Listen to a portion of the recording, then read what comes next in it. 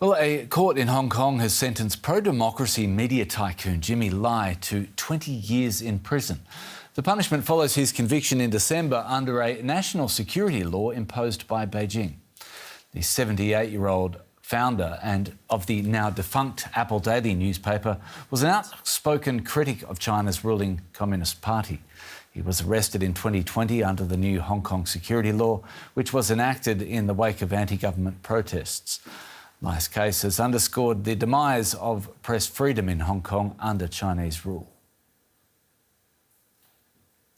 Well, DW correspondent Rik Glauert is standing by for us at the court in Hong Kong where the sentence has been handed down. Rik, what was the reaction to the sentencing there?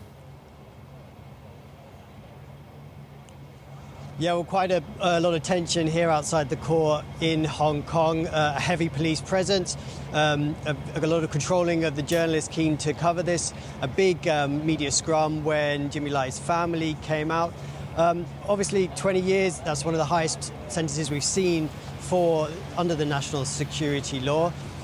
The judge in the court saying that he deserved one of the top bands of sentencing because of the grave nature of his crimes, colluding with foreign forces, and also that he also called him a mastermind, driving some of this collusion and sedition.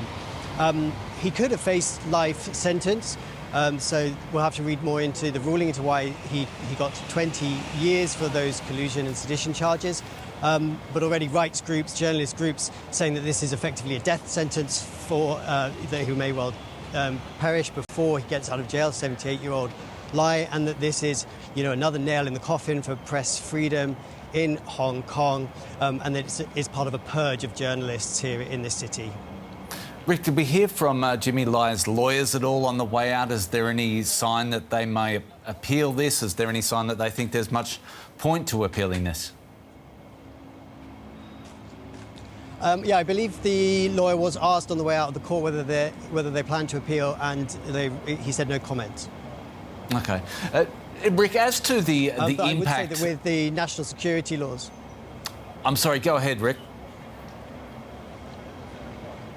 Just with the national security laws, often when you do appeal, then they have a very low rate of being overturned. I think 90% or something will stay with the initial conviction and sentencing. OK.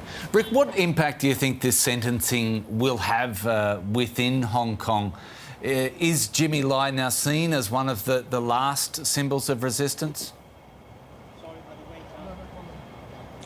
Yeah, well, Jimmy Lai really was one of the last symbols of resistance. That's why he's been made an example of, perhaps, in this way.